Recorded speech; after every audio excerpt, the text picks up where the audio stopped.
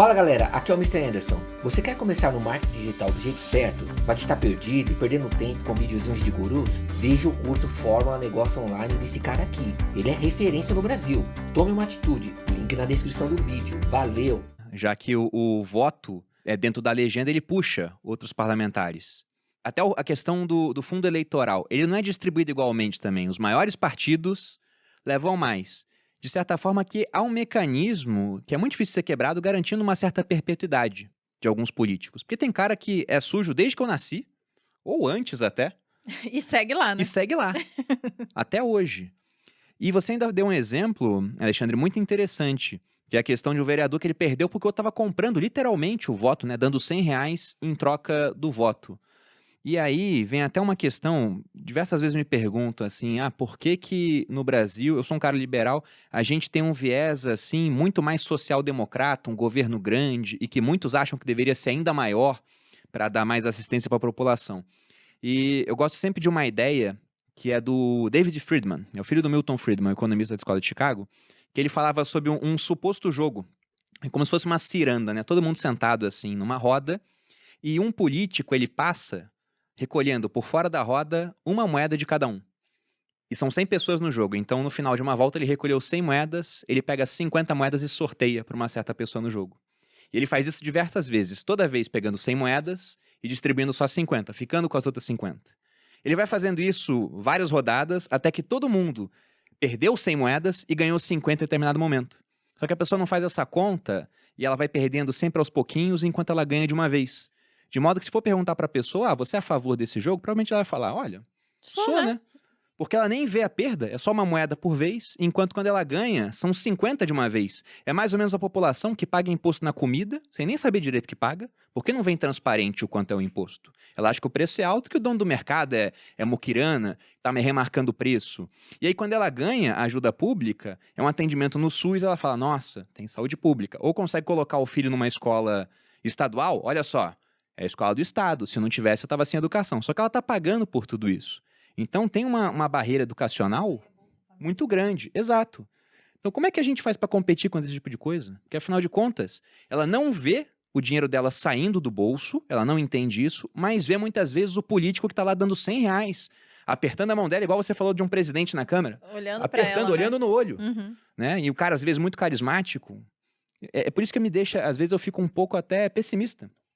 Um pouco não, eu fico bem pessimista com o futuro, assim, pensando. É difícil quebrar isso, né? A gente tem, você deu um exemplo interessante do Bolsa Família. Nós, alguns anos atrás, fizemos um estudo do valor... Eu não sou contra o Bolsa Família, eu gosto de falar logo porque estudei isso na faculdade. Inclusive, eu acho o Bolsa Família um ótimo programa, porque ele, de fato, ajuda a gente muito pobre e custa muito pouco para o governo, né? Perto dessas outras coisas aí que a gente vê. Sim. Então, eu não sou contra, só Eu falei sobre gosto ele. também muito do Bolsa Família. Eu acho que é um programa que foi criado pelo Fernando Henrique com o nome Bolsa Escola, depois ampliado, unificado pelo Lula. Um programa de raízes até liberais. Milton Friedman falava lá atrás de uma renda mínima. Tem o Negative Tax Rate, que é um programa maravilhoso, um conceito de você ter alíquota de imposto negativa. Mas a gente fez um estudo interessante. Há uns anos atrás, o Bolsa Família estava na ordem de 30, 35 bi por ano. Então, você pegava 35 bi, você jogava na base da pirâmide, né, as pessoas mais humildes, mais sofridas do Brasil, e dava um apoio, e eu acho excelente. Agora, nós levantamos, fizemos estudo dentro do ranking, qual é a carga tributária cobrada sobre a classe E, ou seja, quanto que o governo cobra dessas mesmas pessoas. Ou seja, E fizemos um estudo com base na carga tributária média, 40% da renda, tal, blá, blá, blá, 150 bi. Então, é o seguinte, o Brasil... Toma com uma mão. O Brasil toma R$5 das pessoas mais pobres, mais sofridas, quando a mãe vai lá comprar um absorvente para a filha e tem que pagar o dobro do preço do custo porque tem imposto, e o arroz, feijão, e o remédio, etc. Toma R$5 das pessoas mais pobres, humildes do Brasil, rouba metade disso, devolve R$1 e o pessoal, Bolsa Família, que legal. exatamente o que o Bruno Então, nós falou, não né? estamos falando aqui de tirar o Bolsa Família, pelo amor de Deus, mas nós estamos falando de interromper esse assalto organizado. E quando a pessoa, mesmo as pessoas mais humildes, elas olham para a sua vida, você vai nas comunidades carentes. Eu tive a oportunidade de ser presidente de uma escola, que nós temos uma unidade em Paraisópolis. Então, visitei bastante a casa do pessoal, conheci. Os serviços do setor privado existem. Você vai na comunidade, na favela, você vai na comunidade carente, você tem lá TV, o pessoal tem Netflix, tem antena parabólica e geladeira em casa, etc. O que não funciona é o Estado. Então, nós estamos, de certa forma, mergulhados num sono profundo, através de décadas de ideologia. É outra discussão de onde vem isso, né? Porque a filosofia, as universidades, formando professores e treinando numa fantasia de que o Estado ele existe para nos dar serviços e que ele é uma força do bem. O Estado brasileiro, o Estado deveria oferecer isso. Mas, na verdade, o Estado trabalha para o Estado. O Estado brasileiro existe hoje, da forma como ele é hoje, ele existe, a gangue existe para atender a gangue, os interesses da gangue. É para isso que ele existe. Aí, como cortina de fumaça, ele tem lá o SUS, ele tem as escolas que estão na rabeira dos rankings mundiais. Quer dizer, a gente fracassa miseravelmente em praticamente todos os serviços do Estado, com algumas exceções honrosas, com uma parcela de funcionários públicos excelentes, guerreiros, heróis, mas a gente fracassa no geral. E aí tem essa cortina de fumaça toda, e, no fundo, a maior parte do recurso indo para esses grupinhos que a gente mencionou aqui. Né? Os altos funcionários públicos, uma parcela da classe política, os donos de cartório, quem tem uma tetinha aqui, uma tetinha ali, e assim vai. Olha, eu falo que é tipo política do pão e circo mesmo, o Estado brasileiro. Né? Porque, e aí quer manter as pessoas no assistencialismo, não tem desenvolvimento. Quando eu vejo até o nome das secretarias, né, no plano aqui, para o governo do Estado de São Paulo, estudando Secretaria de Assistência e Desenvolvimento Social. Cadê o desenvolvimento? Porque o bonito e o que o Estado gosta é da assistência. E é o povo, não, eu estou esperando aqui o meu seguro isso, seguro aquilo, bolsa isso, bolsa aquilo. Olha o tanto de bolsa que está aparecendo agora e de auxílio adicional que está aparecendo agora porque está chegando as eleições. E aí mantém o povo na assistência, no paternalismo do papai Estado. Né? E aí o desenvolvimento não dá. O Bolsa Família é um baita de um programa, mas a gente tem que comemorar quantas pessoas saem do Bolsa Família porque estão caminhando com as pernas próprias, aprenderam, fizeram um curso agora aí, e aí estão caminhando, estão aprendendo a ganhar dinheiro e tocar suas coisas, foram capacitadas profissionalmente, e não ficar comemorando quantas pessoas entram, e sim quantas pessoas saem. Só que aí a gente pega uns deputados que vivem lá em Brasília, na Ilha da Fantasia, nunca pisaram numa comunidade em Paraisópolis, por exemplo, ou no Jardim Maria Luísa, lá onde mora o Japão, no Jardim Niterói, e vão votar o marco do saneamento, mas nunca pisaram num lugar onde não tem esgoto, onde as criancinhas morrem de dor de barriga porque não tem esgoto, porque pegam doenças básicas. 100 milhões de brasileiros não têm saneamento básico, 35 milhões não têm acesso à água. E é um deputado que nunca viu essa realidade, onde enche o córrego e entra água pela janela e acaba com tudo da casa da pessoa, vota o marco legal de saneamento. Um deputado que nunca viu essa realidade, né, está lá em Brasília tomando as decisões do país. Por isso que aproximar do cidadão, né, e utilizar essas ferramentas, seja o podcast, seja as redes sociais, mas pisar lá, né, sujar o sapato lá e conhecer a realidade, desde o saneamento até a escola, até, por exemplo, da Dona Fran em Americanópolis, que eu fui esses dias, que não tem o papel passado da casa dela. O que é o papel passado? É o título de propriedade, gente. Né? Todo mundo às vezes tem escritura da sua casa, mas tem muita gente que não tem. E até poderia ter, porque não era de preservação ambiental nem de risco. E aquilo ali não tem dignidade, ela não existe, porque ela não abre conta no banco, ela não recebe carta, ela não toma empréstimo, ela não monta negócio. E ela merece ter mais dignidade. Você acha que o político quer aquilo? Não quer. Quer que ela continue dependendo do Estado. Então, enquanto a gente não botar gente que muda essa dinâmica para ter liberdade, né? Mais Brasil, menos Brasília, nós vamos continuar sem esperança, Bruno. Mas não perca a esperança, porque... Eu não perco a esperança, mas eu mantenho comprado em Bitcoin.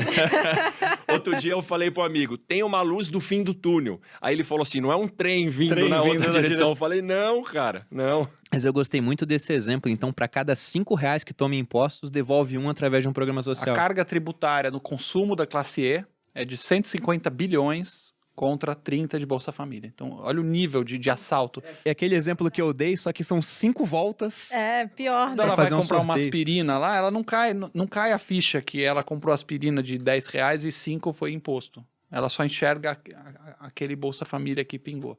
Então, é muito perverso o sistema. Mas, assim, a vantagem... Nós temos hoje mais de 100 milhões de pessoas na internet no Brasil. Tem acesso, tá tudo aí de graça no YouTube, com trabalhos como esse. As pessoas estão ficando mais espertas. Eu queria falar isso, que você falou sobre a pessoa aceitar os R$100. Muita gente julga essa pessoa que aceitou os R$100. E não dá pra julgar essa pessoa, ela tem necessidades básicas primárias que ela acha que ela vai atingir com aqueles R$100 e provavelmente vai, né, imediatamente, quer comer, né, é básico, real. Então não dá pra você julgar essa pessoa. É isso que você falou, é informal. O Bruno é sem esperança, mas a gente tá tentando, né? Eu acho que, obviamente, um podcast não vai informar essas pessoas, porque elas nem têm acesso a esse O cara que podcast. vende voto por R$100, ele tá ainda... Nem internet talvez tenha, né? Não Tá sei. na primeira Talvez parte da tenha. pirâmide de Maslow, né? Às vezes. Olha, eu não teria tanta certeza, viu? Eu É? fico surpreso, às vezes, com mesmo? o alcance. Outro dia eu fui pra casa de praia. Minha irmã tem uma casa no litoral norte aí, com o marido dela, e me procurou o jardineiro do condomínio lá. Uhum. E falou, pô, você é o cara lá do ranking dos políticos que eu sigo, eu acompanho os Que vídeos. massa. Aí eu tinha feito um vídeo sobre negócio de privatização e tal, e aí ele falou, pô, e aí que legal, que vídeo você gostou? Eu gostei da privatização. Aí ele falou, não tinha visto desse jeito. E é muito legal ver que as pessoas são muito mais inteligentes e tem muito, sabem tomar as melhores decisões para si mesmas, muito mais do que a gente imagina, às vezes. Uhum. Tanto é que, como eu mencionei, você vai, às vezes, nas casas muito humildes, em bairros humildes, que não tem saneamento, não tem escola, não tem nada que o poder público faz funciona lá. Uhum. Não tem polícia, não tem nada. Mas a casa do cara é arrumada, organizada, as finanças da família estão lá, tem os bens para eles poderem ter uma vida digna. Muito legal. Eu acho A assim, internet cara, está revolucionando. isso daqui tá revolucionando. Isso aqui tá levando liberdade para as pessoas. Eu relatei um projeto lá do FUST, né, do Fundo de Universalização de Serviços de Telecom, pega um pouquinho de dinheiro das teles, bota num fundo, o governo tem isso, para levar telecom, para levar conectividade, Bruno, nos mais rincões aí, longes do Brasil. Para que servia esse fundo, Malu? Para levar telefonia fixa, orelhão. Rapaz, Ninguém usa tem mais gente que nem isso. conhece mais isso. É. Então eu peguei a relatoria, mudei, criei um comitê gestor, isso já está valendo, pegar esse dinheiro para levar internet, para levar conectividade. Né? E as pessoas, por incrível que pareça, a gente se surpreende, né? Tá todo mundo conectado. Né? A gente se preocupa em montar grupos de WhatsApp para passar as informações num volume de dados menor, porque o cara tem o pacote de dados. Então, a gente, talvez um podcast ou talvez um YouTube não chegue, mas se a gente continuar a escutar as pessoas, né? Desde a gente estuda, né? O Edu tá aqui, a minha turma tá aqui, eu falo, cara, o vídeo tem que ser em menos megas, porque o cara não vai baixar isso aí no WhatsApp dele. Né? Se você fizer o cara baixar um aplicativo, não tem espaço. Então a gente começa a entender o padrão de consumo para levar a informação. E aí tem empreendedor, agora com o Pix e com tudo isso acontecendo, o pessoal na comunidade está fazendo dinheiro, está se profissionalizando. Se a gente puder levar mais informação para eles, né? Ficar aqui no Brasil, não mudar de país, mas mudar o nosso país, né? Eu acho que a liberdade está na nossa mão. Basta a gente dar o primeiro passo aí e ajudar os outros. Sobre essa questão ainda de um programa assistencialista. Vocês não enxergam uma ameaça, por exemplo? Você falou que gosta do Bolsa Família, o Alexandre falou a mesma coisa, o Vinícius a mesma coisa. E o ponto é, quando você dá um auxílio para a pessoa, ela fica tremendamente grata por aquilo, mesmo que esse auxílio custe 5 vezes mais em impostos. Porque antes custava o dinheiro, ela não recebia nada. Agora recebe alguma coisa. Muitas vezes ela vai votar nesse cara até o final da vida agora. E aí políticos veem isso, o que eles fazem? Ah, era o Bolsa Gás lá do Fernando Henrique, começou assim, né? Bota Gás, o nome escola. do dele. Muda, Uhum. amplia, dá pra mais gente, agora é o Bolsa Família. Agora muda, amplia, dá pra mais gente, agora é o Bolsa Brasil, não sei qual é o Auxílio nome. Brasil, Auxílio Brasil.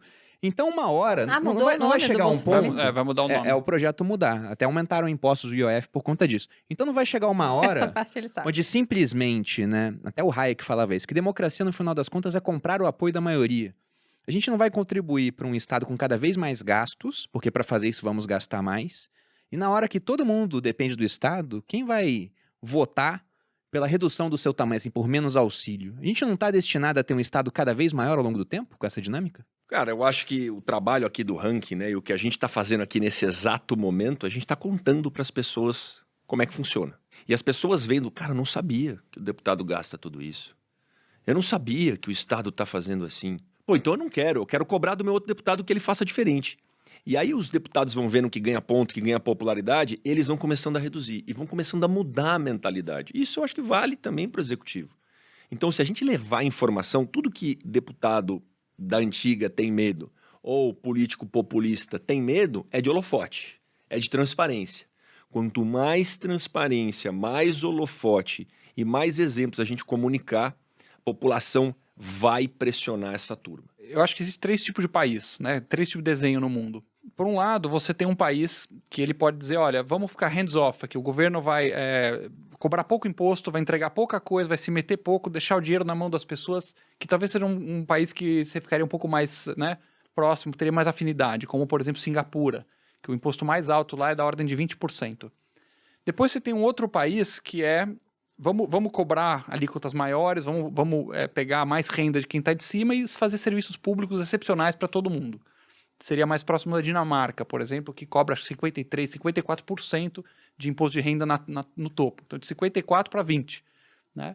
São preferências políticas, não tem como dizer certo ou errado. É inclinações de alma do que a pessoa mais quer. Sou mais social-democrata, mais liberal, libertário. Talvez a melhor democracia seja um tango entre esses dois. O Brasil é um terceiro tipo. É o psicopata que rouba o pobre para dar para o de cima.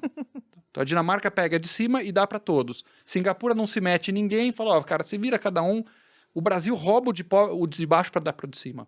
Então você está fazendo o argumento seguinte, ainda que a gente reduza a carga dos pobres, que é uma violência, lá na frente, devemos manter um programa como Bolsa Família, sim ou não? Também é preferência política, não tem certo e errado. Mas certamente, antes de cortar um programa que está literalmente botando comida na mesa de gente que está morrendo de fome, tem muita coisa para cortar. Né? O Brasil, por exemplo, o gasto número 1, se não me engano, é a Previdência. Previdência ainda. E a Previdência gera um rombo gigantesco em cima dos altos funcionários públicos, que tem regras escandalosamente mais generosas do que para a média. Depois você tem o rombo das estatais, que se você sai do custo de oportunidade, né, Correio. Correio deu lucro agora, finalmente. Querido, o Correio não paga imposto. Você põe o Correio aqui. É o mínimo que ele tem que fazer. Correio tá aqui, Mercado Livre tá aqui. O Mercado Livre paga imposto. O Correio não paga imposto, é isento. Então, ele tinha que dar caminhões de lucro, porque ele não está pagando imposto para o governo. Então, imagina você não paga imposto e ainda tem lucro. Eu adoraria na minha empresa não pagar imposto. Então, são tantas coisas aqui para cortar. Tem a tetinha dos empresários, como eu, por exemplo. Eu tenho direito a acesso a BNDES, juro subsidiado. Então, é impressionante que o meu porteiro, que pode ganhar lá, o porteiro do prédio ganha R$1.000 por mês, o FGTS dele, que é arrancado das mãos dele, aí o pessoal fala, não é o funcionário que paga, é o empregador. Tá louco? Você acha que o empregador não sabe fazer conta? O FGTS é tirado do salário cheio, e aí o empregador paga a menor e recolhe o FGTS. O dinheiro do FGTS do meu porteiro vai para o BNDES para financiar os empréstimos bilionários das grandes empreiteiras, das grandes empresas. É aí que tem que cortar primeiro. Depois que tiver tudo eficiente, aí a gente conversa se dá para ir fazendo aos pouquinhos phase out do Bolsa Família, o pessoal vai começar a não depender mais desse programa tanto, porque vai pagar menos imposto no consumo, vai ter mais renda.